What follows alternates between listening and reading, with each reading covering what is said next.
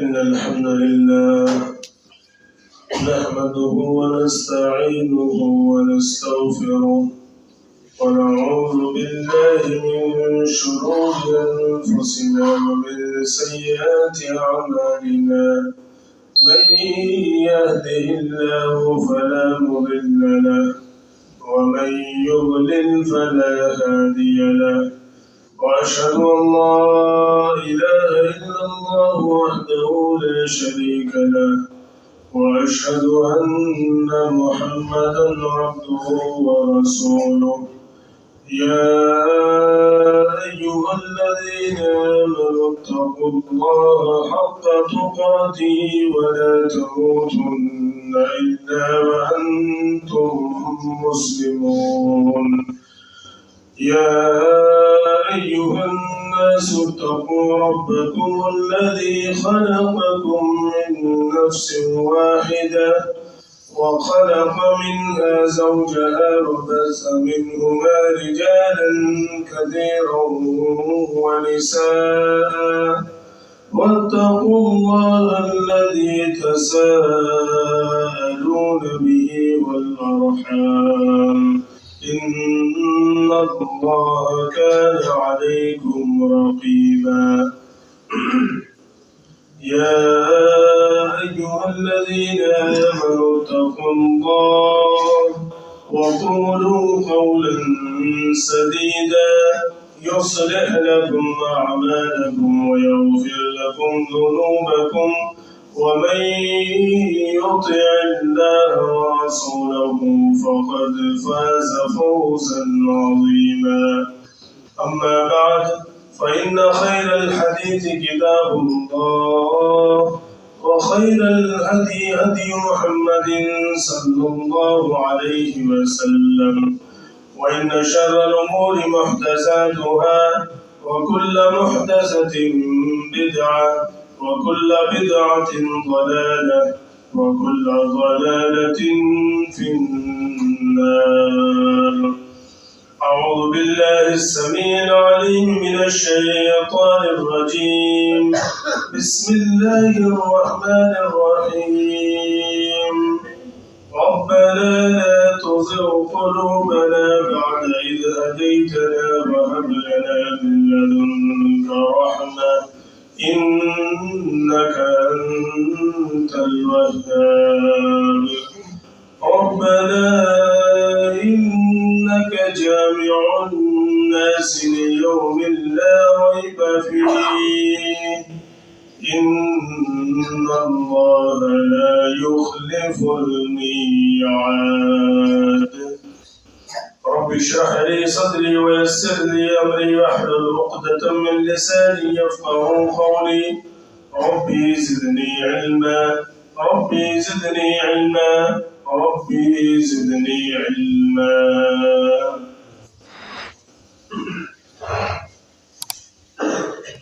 تمام قسم کی تعریف و توصیف حمد و ثنا اس اللہ رب العزت خالق کائنات مالک ارض و سما کے لیے ہے جو ہمیں رمضان المبارک کا مہینہ عطا کرنے والا ہے. بعدہ درود و سلام نازل ہو تمام انبیاء کرام کے اوپر، خصوصاً نبی الرحمہ رحمت للعالمین جناب محمد رسول اللہ صلی اللہ علیہ وسلم پر. معزز سامعین حاضرین جمعہ، رمضان المبارک کی جو باد نسیم ہے اس کی ٹھنڈک محسوس ہونا شروع ہو چکی ہے، اور ہر انسان جس کے دل میں بھی ذرہ برابر ایمان ہے وہ اس خیر کے موسم کے آنے پر اپنی خوشی کا اظہار ضرور کر رہا ہوگا، اور دل ہی دل اس رمضان المبارک کی خوشیوں کو اپنے اندر اپنے آس پاس تمام جگہوں پر وہ محسوس کر رہا ہوگا، لیکن خوشیاں انسان کے ساتھ میں، اور یہ رمضان المبارک کی گھڑیاں اور ان کی سعادتیں، برکتیں، رحمتیں، یہ کس انسان کے لیے ہے؟ کون انسان ہے جو رمضان المبارک کے مہینے کے اندر اللہ رب العالمین کو راضی کر کے اور اس کی سعادتیں اور خیر اور برکتیں سمیٹ سکتا ہے؟ وہ انسان جو اپنی زندگی میں کوئی گول سیٹ نہیں کر پاتے، رمضان المبارک کا مہینہ ان کی زندگیوں سے ایسے ہی گزر جاتا ہے جیسے عام دن گزرتے ہیں۔ ابھی رمضان کے مہینے میں ہم اور آپ داخل نہیں ہوئے، لیکن داخل ہونے سے پہلے کچھ گول سیٹ کرنے ہوں گے، اور پورے مہینے عزم مصمم کے ساتھ، پکے عزم کے ساتھ، پکے یقین کے ساتھ، اور ان ہدف اور ٹارگیٹ اور گولز کو ادا کرنے میں کئی مشقتیں بھی آئیں گی، کئی پریشانیاں بھی آئیں گی، لیکن مومن تمام معاملات میں حالات سے لڑنے کو تیار ہوتا ہے اگر کوئی بھی چیز اس کی عبادت میں خلل بنتی ہے۔ اس لیے آج کے خطبے میں وہ چند چیزیں جو ہمیں رمضان المبارک کے مہینے میں کرنی، اور وہ گناہ جن گناہوں سے کو ہم اور آپ بہت کمتر اور حقیر سمجھتے ہیں، ان تمام چیزوں سے ہمیں بچنا ہے، اور کچھ کوتاہیاں جو ہمارے اندر ہوتی ہیں ان تمام چیزوں کو دور کر کے اس رمضان المبارک کی سعادتیں، خیر اور برکتیں اللہ رب العالمین سے ہمیں حاصل کرنی ہے۔ یہ خیر کا موسم ہے، یہ نیکیوں کی سیل کا موسم ہے۔ جس طریقے سے آپ کے ان قیمتی لمحات کو تباہ کرنے کے لیے مارکیٹوں میں اس وقت میں سیل آئی ہوئی ہے، کہیں پر آپ کو 70% آف تو کہیں 30% آف تو کہیں 50% آف کے آفر دکھائے جا رہے ہیں۔ اللہ رب العالمین نے پورا 100% آف کر رکھا ہے۔ عقل مند کون ہے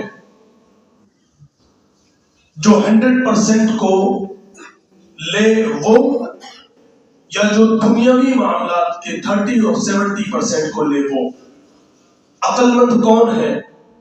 وہ انسان جو دنیا کو آخرت پر ترجیح دے، وہ یا وہ انسان جو آخرت کو دنیا پر ترجیح دے؟ وہ عقل مند کون ہے؟ وہ انسان جو دنیاوی چند ٹکے کی منفعت کو آخرت کے ذریعہ بیچ ڈالے، وہ انسان عقل مند ہے؟ یا پھر وہ انسان عقل مند ہے جو دنیا بیچ کر کے آخرت کو خرید لے؟ اگر دیکھا جائے تو ان تمام سوالوں کے جواب ہم اور آپ سب جانتے ہیں کہ کون عقل مند ہے، لیکن کمی ہے تو ایک چیز کی کہ پریکٹیکل ہونا۔ یہ تمام چیزیں سننے میں اور بولنے میں بہت آسان ہے، لیکن عملی طور پر اس کو جامہ پہنانے میں تقریباً 100 میں سے 99% لوگوں کی کمی ہے۔ تو اس رمضان مبارک کے مہینے میں ایک مسلمان کو سب سے پہلے رب العالمین سے کیا مانگنا ہے؟ سب سے پہلے اس رمضان مبارک کے مہینے میں، بلکہ ہر رمضان کے اندر اور ہر خیر کے موسم میں رب العالمین سے ایک دعا خاص طور سے کرنی ہے کہ اے رب العالمین تو ہمیں ہدایت کے بعد گمراہی سے محفوظ کر دے۔ کتنے لوگ ہم اور آپ اپنی زندگیوں میں دیکھتے ہیں کہ ماشاء اللہ تبارک اللہ نماز کے پابند تھے اور رمضان کے بعد انہوں نے نمازیں چھوڑ دی۔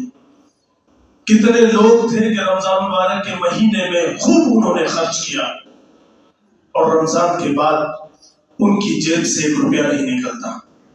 کتنے لوگ ایسے تھے جنہوں نے رمضان مبارک کے مہینے میں ماشاءاللہ داڑیاں رکھ لی تھی، چاند نظر آنے کے بعد سب سے پہلے جس چیز کے اوپر اسرا چلا ہے وہ داڑھی تھی، کتنے لوگ ایسے ہیں جو رمضان مبارک کے مہینے میں لوگوں سے بشوش چہرے کے ساتھ ہنسی خوشی اور تمام چیزوں کو ان لوگوں نے اپنی زندگیوں کے اندر اپلائی کیا ہوا تھا، اور جیسے ہی رمضان مبارک کا نظر مہینہ گیا ان کی زندگیوں سے وہ بشاشت، وہ فرحت و انبساط، وہ تمام چیزیں غائب ہو گئی۔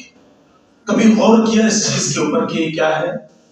کبھی محسوس ہوا آپ کو کہ یہ تمام چیزیں اور خیر اور برکتیں اور ہم لوگوں کو جو یہ نیکیاں، اس کی سعادتیں اللہ رب العالمین نے جو توفیق دے رکھی تھی، یہ کس وجہ سے ہوئی؟ ہماری زندگیوں سے یہ چیزیں کیوں مٹ گئی؟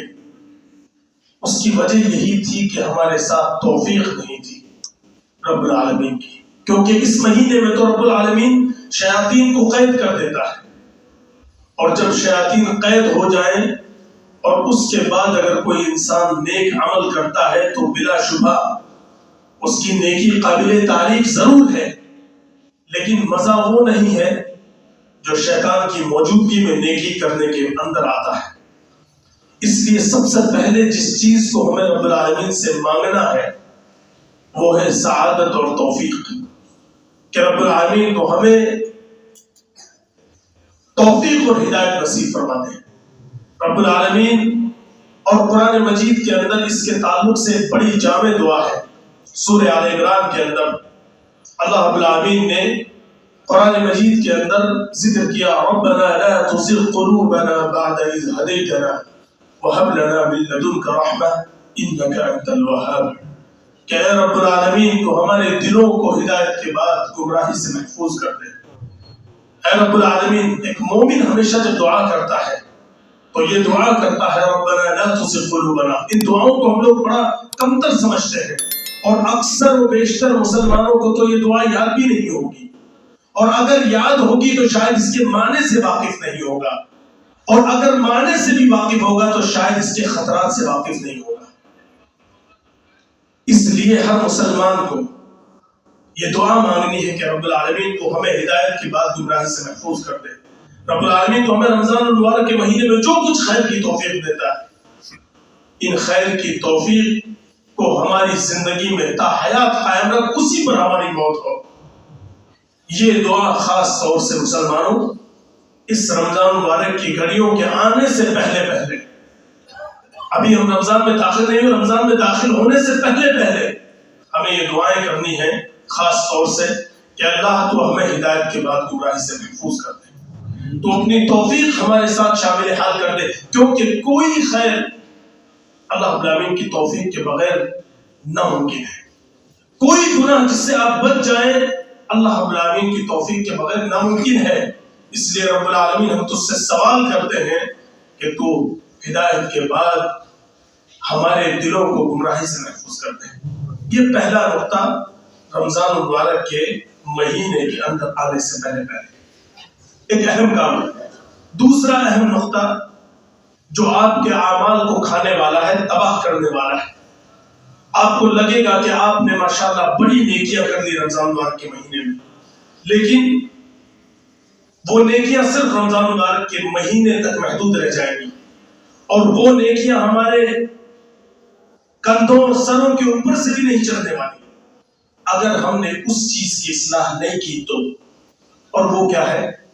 قطع تعلقی، رشتہ داری کو کاٹنا اور کسی سے بات چیت نہ کرنا۔ دنیاوی مفاد کے لیے اگر آپ کا کسی سے انبن ہے، کسی سے آپ کا معاملہ بگڑا ہوا ہے، آپ کی اپنے بھائی سے بول چال نہیں ہے، آپ کی اپنی بہن سے بول چال نہیں ہے، آپ کا اگر پراپرٹی کو لے کر کسی معاملے کو لے کر کے اگر کوئی جھگڑا اور اختلاف ہے، یاد رکھیں کہ دنیاوی منفعت اور دنیاوی فائدے یہی رہ جانے ہیں مسلمانوں کے۔ اگر ان معاملات کے اوپر آپ کی کسی سے انبن ہے، تعلق ختم ہے، رشتہ داری کو آپ نے کاٹ رکھا ہے، کسی سے بات چیت آپ کی بند ہے، تو یاد رکھیں کہ آپ کے عمل قبول نہیں ہونے۔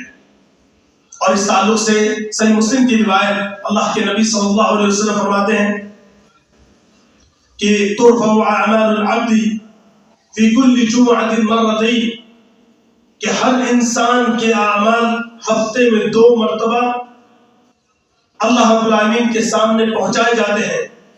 فیغفر لکل عبد اور تمام انسانوں کو بخش دیا جاتا ہے الا عبدا بینہ وبین اخیہ شحناء فیقال اترکوا هذین او اترکوا هذین حتی یفیہ. اور بعض روایتوں کے اندر آتا ہے حتی یصطلح. اللہ رب العالمین کہتا ہے تمام لوگوں کے اعمال پیش کر دیے جاتے ہیں اور وہاں پہنچنے کے بعد تمام لوگوں کے وہ لوگ جو خاص طور سے آپس میں ایک دوسرے سے انبن رکھتے ہیں، وہ لوگ جو آپس میں ایک دوسرے سے بات چیت نہیں کرتے، مسلمان اگر مسلمان سے وہ جو اس کا رشتے میں بھائی نہیں لگتا، وہ جو اس کا اس سے خون کا رشتہ نہیں ہے، ان تمام لوگوں کے تعلق سے یہ بات یہ حدیث ہے. تو وہ انسان وہ مسلمان جس کا اپنا سگا بھائی اس سے اس کا کوئی تعلق نہیں، سگی بہن سے کوئی تعلق نہیں، رشتہ داروں سے کوئی تعلق نہیں، اور وہ انسان قاطع الرحم ہے، تو یاد رکھیں کتنے بھی نیک اعمال کر دیں آپ، یا اتنی موٹی موٹی کارپیٹ سجدوں سے پھاڑ ڈالیں آپ کے عمل آپ کے کندھوں سے اوپر نہیں جانے. یہ میں نہیں کہہ رہا ہوں، یہ اللہ کے نبی صلی اللہ علیہ وسلم صادق المصدوق جس کی ہم اپنے پیدا اور زندہ ہونے پہ شک کر سکتے ہیں، لیکن اس جناب محمد رسول اللہ صلی اللہ علیہ وسلم کی بات پر شک نہیں کر سکتے. یہ ہمارے ایمان کا تقاضا ہے. اللہ کے نبی صلی اللہ علیہ وسلم فرما رہے ہیں کہ سب کے اعمال پیش کیے جاتے ہیں اور بخش دیا جاتا ہے، لیکن ان 2 کو چھوڑ دیا جاتا ہے. یہ 2 کتنے بڑے بد نصیب ہیں. آپ رمضان میں سارے نیک اعمال کریں گے، آپ قرآن بھی پڑھیں گے، آپ نمازوں کی پابندی کریں گے، آپ سنن مؤکدہ کی پابندی کریں گے، آپ اللہ کے راستے میں خوب خرچ بھی کریں گے، آپ سب کچھ کریں گے، آپ بیواؤں کا سہارا بنیں گے، یتیموں اور مسکینوں کا سہارا بنیں گے، آپ خرچ کریں گے خوب، گویا کہ آسمان و زمین کی تمام نیکیاں لوٹنے کی کوشش کریں گے، لیکن شیطان آپ کا ذہن اس طرف نہیں لے جائے گا کہ تیرے بھائی سے تعلقات صحیح نہیں، کیونکہ وہ چاہتا ہی یہی ہے کہ تمہارے اعمال کو تباہ کر دے. اعمال کو تباہ کر دیا جائے گا، اور ہوگا کیا کہ وہ عید جو عید اللہ رب العالمین نے مسلمانوں کو شکریہ کے طور پر کہ خیر کے موسم کو ہم نے ادا کیا، اس میں جو اعمال کیے اور ان اعمال کو ادا کرنے کے بعد اللہ رب العالمین نے مومنوں کو جو گفٹ دیا ہے عید کا، لعلکم تشکرون، شاید کہ تم شکریہ ادا کر لو. اس بندے کو شکریہ کی توفیق نصیب نہیں ہوگی. اس لیے رمضان کے اندر داخل ہونے سے پہلے اللہ کے واسطے اپنے بھائیوں سے اپنے معاملات کو درست کر لو. حج پر اور عمرہ پر جب آپ لوگ جاتے ہو بڑے معافیاں مانگتے ہو کہ نہیں مانگتے ہو؟ مانگتے ہو، جگہ جگہ جاتے ہو. یاد رکھیں کہ حج جس طریقے سے حج ایک فریضہ ہے، اسی طرح سے رمضان ایک فریضہ ہے. اسلام کے جو 5 بنیادی اصول ہیں جن کے اوپر اسلام کی بنیاد ٹکی ہوئی ہے، ان میں سے حج کو آپ بڑا معتبر سمجھتے ہو، اور حج معتبر ہے بھی، لیکن حج 5واں رکن ہے، روزہ تیسرا ہے، اور حج بہت کم لوگوں کو نصیب ہو پاتا ہے، روزہ ہر انسان کو نصیب ہو جاتا ہے. اگر آپ نے تیسرے رکن سے ڈائریکٹ 5ویں پہ پھلانگ مارنے کی کوشش کی تو یاد رکھیں کہ آپ منہ کے بل گر سکتے ہیں.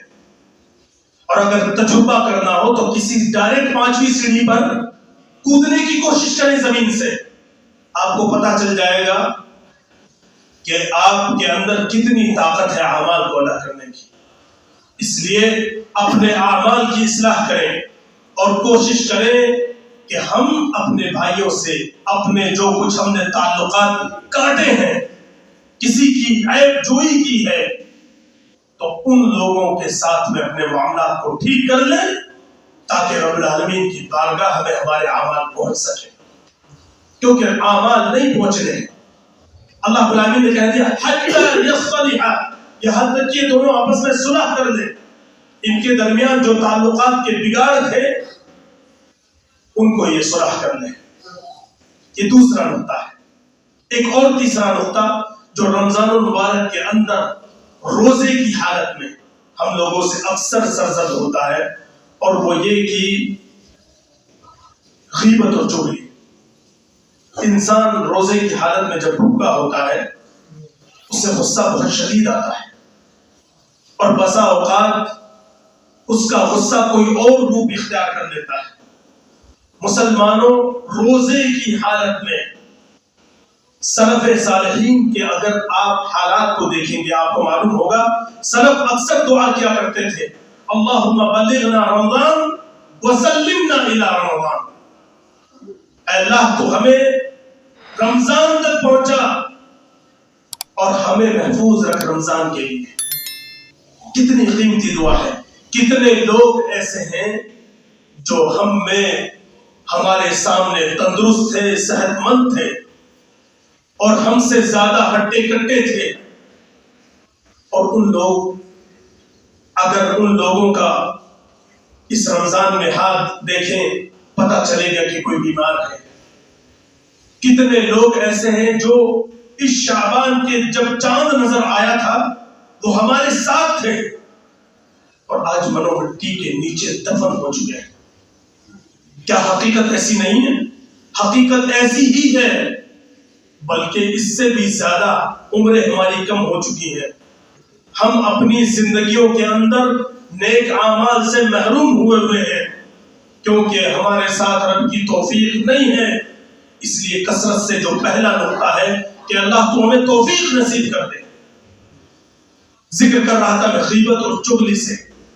غیبت اور چغلی ایک ایسا عمل ہے جو انسان کے اعمال کو دیمک کی طرح کھا جاتا ہے، اور انسان کو احساس و شعور بھی نہیں ہوتا، الا یہ کہ اگر آپ کسی انسان کی اصلاح کرنے کے لیے کسی سے اس کی تعلق سے کوئی بات کر رہے ہیں، اصلاح کے مقصد سے، غیبت اور چغلی کے مقصد سے نہیں۔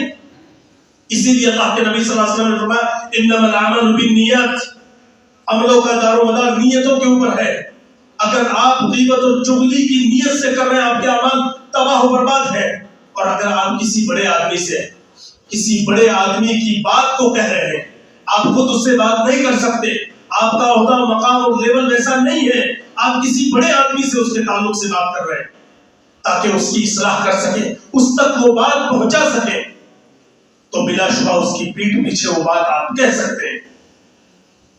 غیبت اور چغلی، اللہ کے نبی صلی اللہ علیہ وسلم کی حدیث من لم يدع قول الزور والعمل به فليس لله حاجة ان يدع طعامه وشرابه، جو کوئی لغو بات نہ چھوڑ سکے، جو کوئی فضول بات نہ چھوڑ سکے، قول الزور جعلی بات نہ چھوڑ سکے، اللہ العالمین کو اس کے روزے کی ضرورت نہیں۔ اور غیبت اور چغلی یہ تو اتنا بھیانک اور بدترین عمل ہے کہ ہمارے روزے کیا، زکوٰۃ کیا، صدقہ کیا، خیرات کیا، اور نمازیں کیا، تمام چیزوں کو کھانے والا عمل ہے۔ اس لیے مسلمانوں خاص طور سے اپنی زبانوں کے اوپر اگر پریکٹیکلی طور پر ہمیں ضرورت پڑے کہ منہ پر ٹیپ لگا کر گھومیں اور لوگ ہمیں بیوقوف شمار کریں، تو اللہ کی قسم ایسا بھی کرنے میں کوئی حرج کی بات نہیں۔ اگر کوئی انسان اپنی زبان سے پریشان ہے اور کوئی انسان جانتا ہے کہ میں چپ نہیں رہ پاتا ہوں، اور وہ اس چیز کے اوپر عمل کرنے کے لیے رمضان مبارک کے مہینے میں خاص طور سے منہ پر ٹیپ لگا کر گھومنا چاہے، اور وہ یہ سمجھے کہ تاکہ میں گناہوں سے بچ سکوں، غیبت اور چغلی سے بچ سکوں، اور لوگ اس کو بیوقوف شمار کرتے رہے، اللہ کی نظر میں وہ انسان سب سے زیادہ بدتر ہے۔ من لم يدع قول الزور والعمل به فليس لله حاجة ان يدع طعامه وشرابه، جو کوئی لغو بات نہیں چھوڑ سکتا، جعلی بات نہیں چھوڑ سکتا، فضول بات نہیں چھوڑ سکتا، کثرت کلام کی جس کو عادت ہو، اللہ العالمین کو ایسے انسان کے روزے کی ضرورت نہیں۔ یہ قطعاً رب العالمین کو گوارا نہیں کہ وہ اپنا کھانا اور پینا چھوڑ دے۔ وَكَم مِّن صَائِمٍ، ابو داؤد کی روایت، کم من صائم وَلَيْسَ صِيَامُهُ الا الجوع وكم من قائم ليس قيامه الا السحر.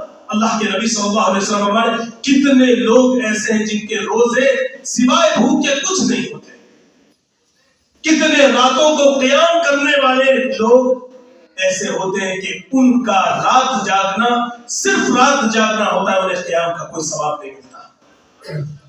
اور ایک چیز اور, ابھی کئی فتین اور کئی شیاطین رمضان میں اٹھیں گے اور تراویح کو بدعات قرار دیں گے.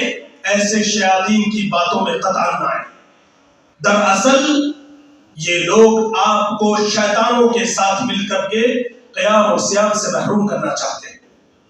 دلائل کے معاملے میں تو خیر ان لوگوں سے کئی مرتبہ یہ بات کی جا چکی ہے, لیکن میں آپ کو بتا دوں کہ آپ اگر تراویح کو نفلی نماز, فرض نماز نہیں, نفلی نماز, اور یہ سوچ کر کے کہ میں رب العالمین کے سامنے کھڑا ہو کر کے قرآن مجید کی تلاوت کو سنوں, اللہ کی قسم آپ کے دلوں کو اللہ تعالیٰ نرم کر دے گا. اللہ ابن قیم رحمہ اللہ نے قرآن مجید کو چھوڑنے کی کئی قسمیں بیان کی ہیں. ان میں سے ایک قسم یہ بھی ہے حجر تلاوتی, یعنی قرآن مجید کی تلاوت کو چھوڑ دینا, اور ایک قسم ہے حجر تلاوتی و استماعی, یعنی قرآن مجید کی تلاوت کو چھوڑ دینا اور اس کو سننا چھوڑ دینا. پورے سال میں انسان کب سنتا ہے قرآن؟ اسی رمضان کے مہینے میں. اس لیے کئی لوگ ایسے ہوں گے جو رمضان مبارک کے مہینے میں اس طرح کا فتنہ برپا کریں گے. اللہ کے واسطے ایسے لوگ, اللہ کے واسطے ایسے لوگوں کے فریب میں نہ آئے. یہ وہ شیاطین ہیں جو خود بھی اجر سے محروم ہے اور دوسروں کو بھی اجر سے محروم کرنا چاہتے ہیں. اللہ کے نبی صلی اللہ علیہ وسلم, ایک تو ہمارے پاس اعمال کی کمی, غیبت اور چغلیاں ہمارے اعمال کو کھا رہی ہیں, اور اس کے بعد اگر ہم نیک عمل بھی چھوڑ ڈالیں تو ہم سے بڑا محروم کون ہو سکتا ہے. اللہ کے نبی صلی اللہ علیہ وسلم کو معراج کے اندر لے جایا گیا. فرماتے ہیں اللہ کے نبی صلی اللہ علیہ وسلم لما عرج بی الی السماء, جب مجھے آسمان کے اوپر لے جایا گیا میں نے کچھ لوگوں کو دیکھا, یخمشون وجوہہم وصدورہم لہم اظفار من نحاس, میں نے دیکھا کہ کچھ لوگ ایسے ہیں جن کے ناخن بہت لمبے لمبے ہیں اور تانبے کے ناخن ہیں, اور وہ لوگ اپنے چہروں کے اور سینوں کے گوشت کو اپنے ناخنوں سے اتار رہے ہیں. میں نے جبرائیل علیہ السلام سے پوچھا من ہؤلاء, یہ لوگ کون ہیں؟ حضرت جبرائیل علیہ السلام نے جواب دیا ہؤلاء یقعون فی اعراض الناس, یہ وہ آپ کی امت کے وہ لوگ ہیں جو لوگوں کی کھلیاں اڑاتے تھے, ان کے ساتھ مذاق مستی کیا کرتے تھے, ان لوگوں کے اعراض یعنی ان کی عزتوں کے اندر واقع ہوا کرتے تھے, ان کی لوگوں میں عیب جوئی کیا کرتے تھے, ان کی غیبت اور چغلیاں کیا کرتے تھے. یاد رکھیے مسلمانوں کتنا قبیح عمل ہے یہ, اور ہم اور آپ سب اس کے اندر واقع ہیں. بلکہ اب تو حالات یہ ہے کہ عورتوں کو گھروں سے موقع نہیں ملتا نکلنے کا, مردوں کی حالت عورتوں سے بدتر ہو گئی ہے غیبت اور چغلی کے معاملے میں. عورتوں سے بدتر مردوں کی حالت ہے. اس لیے اپنے آپ کی اصلاح کریں رمضان آنے سے پہلے. ایک اور عمل, ایک اور خطیر دشمن, اور وہ ہے موبائل. موبائل ہر انسان کی زندگی کا ایک ایسا حصہ ہے کہ گویا اس کے جسم سے روح الگ ہو جائے, یہ اس کو گوارا ہے موبائل میں, اور موبائل دل کے زیادہ قریب ہے. اکثر لوگوں کا موبائل اسی پاکٹ کے پاس ہوتا ہے جو دل کے قریب ہے, اور دل کے اتنا قریب ہونا موبائل کا, اور ریچارج ختم ہو جائے تو انسان بے چین اور بے قرار ہو جاتا ہے. حالانکہ مومن کا عمل یہ ہونا چاہیے کہ وہ مسجدوں سے جب دور ہو تو وہ بے قرار ہو, لیکن ہم اور آپ کب بے قرار ہوتے ہیں؟ جب ہمارے موبائل میں ریچارج ختم ہوتا ہے. اپنے آپ کے اندر اس رمضان مبارک کے مہینے میں یہ کوشش کریں کہ موبائل سے حد درجہ ایسے ایسے پروگرامز آئیں گے, ایسے ایسے میچز آئیں گی, یہ تمام چیزیں آپ کے, اور نعوذ باللہ من ذالک, ان کے ایسے ایسے ایونٹس ہیں جو رمضان کو خاص تباہ کرنے کے لیے لائے جاتے ہیں. ایسے ایسے ڈرامے ہوں گے, ایسی ایسی موویز اور فلمیں ہوں گی, ایسے ایسے سوشل میڈیا کے اوپر ہنگامے چلیں گے, اور اسلامک شوز کے نام پر پاکستان سے اور دوسری کئی جگہوں سے آپ کے ایمان کو تباہ کرنے کے لیے یہ تمام چیزیں چلائی جائیں گی.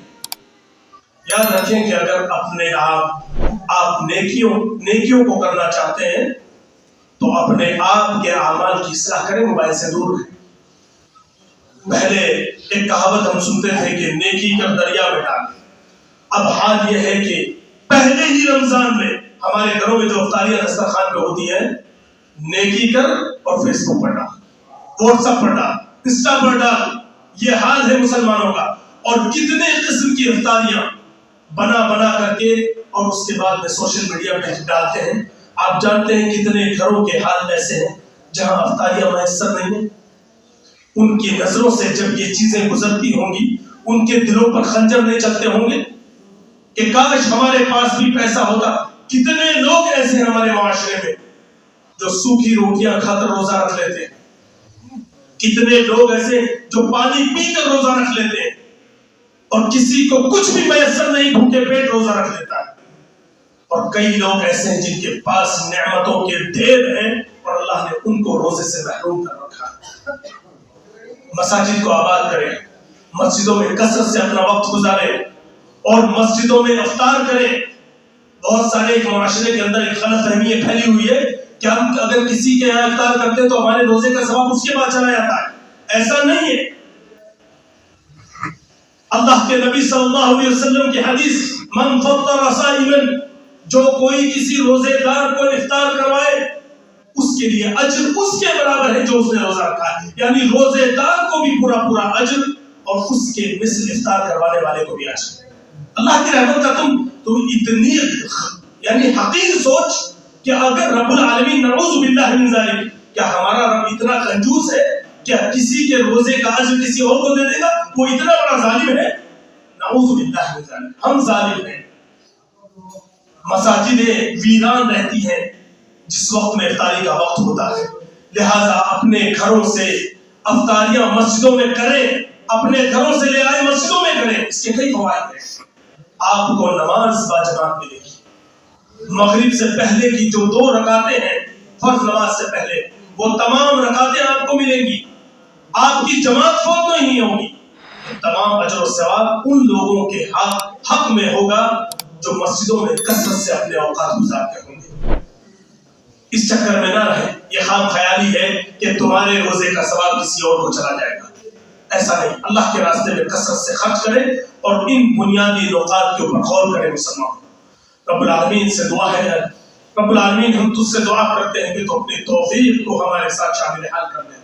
رب العالمین ہمارے اندر اتنی سخت نہیں ہے, ہم کوئی خیر کا عمل نہیں کر سکتے سوائے تیری توفیق کے. ربنا لا تزغ قلوبنا بعد إذ هديتنا وهب لنا من لدنك رحمة إنك أنت الوهاب. ربنا لا تزغ قلوبنا بعد إذ هديتنا وهب لنا من لدنك رحمة إنك أنت الوهاب. ربنا لا تزغ قلوبنا بعد إذ هديتنا وهب لنا من لدنك رحمة إنك أنت الوهاب. اللهم سلمنا إلى رمضان, اللهم بلغنا رمضان وسلمنا إلى رمضان. رب العالمین تو ہمیں رمضان تک پہنچا اور رمضان کے لیے تو ہمیں صحت اور تندرستی عطا کر دے. رب العالمین تو ہمیں رمضان کے بعد بھی تیرے دین کی بقا کے لیے اور رب العالمین تیرے لیے اور ہمارے گھر والوں کے لیے رب العالمین ہمارے جسموں کو بیماریوں سے محفوظ کر دے. رب العالمین جو بیمار ہیں انہیں رمضان المبارک سے پہلے تو شفا کاملہ عاجلہ نصیب فرما دے تاکہ رب العالمین وہ بھی اس سعادتوں اور برکتوں کے اندر شامل حال ہو سکے. رب العالمین ہمارے جسموں کو رمضان مبارک کی عبادت کے لیے خصوصاً تو مضبوط کر دے. رب العالمین تو ہماری ٹانگوں کو قیام کے لیے مضبوط کر دے, ہمارے جسموں کو روزے کے لیے مضبوط کر دے, ہماری آنکھوں کو تیرے کلام کی تلاوت کے لیے مضبوط کر دے, ہماری زبانوں کو اپنے ذکر کے لیے رب العالمین تو مضبوط کر دے. اور رب العالمین غیبت اور چغلیوں سے ہمارے اعصاب کو, عضلات کو, ہماری زبانوں کو, آنکھوں کو, کانوں کو رب العالمین تو محفوظ کر دے. رب العالمین جو کچھ ہم سے برے کام ہو چکے رب العالمین تو انہیں معاف فرما دے. رب العالمین رمضان کے مہینوں کے سعداء میں تو ہمیں شامل کر دے اور رب العالمین اشقیاء ہونے سے تو ہمیں محفوظ کر دے. رب العالمین تو ہمارے والدین کو شفاء کاملہ عاجلہ نصیب فرما دے. رب العالمین جو اس دنیا سے چلے گئے وہ روزہ نہیں رکھ سکتے، رب العالمین تو ان کے ساتھ خصوصی رحمت کا معاملہ فرما دے. رب العالمین جو زندہ ہے انہیں زندہ ہونے کی اور زندہ ہونے کا احساس دلا. رب العالمین تو ہمیں کثرت سے نیک اعمال کرنے کی توفیق نصیب فرما دے. رب العالمین تیری توفیق کے بغیر ہم نیکی نہیں کر سکتے، ہم میں اتنی سکت نہیں ہے کہ ہم برائیوں سے بچ سکیں اور نیک اعمال کر سکیں. رب العالمین تو ہمیں اپنی توفیق سے، ہدایت سے نیک عمل کرنے کی توفیق عطا فرما، اور رب العالمین برائیوں سے محفوظ رکھ، اور رب العالمین تو ہمیں حلال کھانے اور کھلانے کی توفیق عطا فرما، حرام سے محفوظ کر دے. اللهم اكفنا بحلالك عن حرامك واغننا بفضلك عمن سواك. اللهم اكفنا بحلالك عن حرامك واغننا بفضلك عمن سواك. رب العالمین جو اس دنیا سے رخصت ہو گئے ان کے ساتھ خصوصی رحمت کا معاملہ فرما. رب العالمین جو اس دنیا کے اندر موجود ہیں رب العالمین تو انہیں کثرت سے نیک عمل کرنے کی توفیق عطا فرما. رب العالمین ہمارے جسموں کی اصلاح فرما دے، ہمارے دلوں کی اصلاح فرما دے. ان پر زنگ لگ چکا ہے، رب العالمین تو ہمارے دلوں کو زنگ سے محفوظ کر دے، ہدایت اور توفیق دے. ہمارے دل سیاہ ہو چکے ہیں، رب العالمین تو انہیں اپنی رحمت کے پانی سے دھو دے. رب العالمین ہمیں رمضان مبارک کے مہینے کی سعادت نصیب فرما. رب العالمین ہمیں جب تک زندہ رکھے صرف خیر کے کام کرنے کی توفیق عطا فرما. رب العالمین ہمیں ایک ایسا معاشرہ قائم کرنے کی توفیق عطا فرما جو امن و شانتی والا ہو، سکون والا ہو. رب العالمین ہمارے حاکموں کو یہ توفیق دے کہ وہ اس ملک کی فلاح و بہبود کے لیے کام کر سکیں.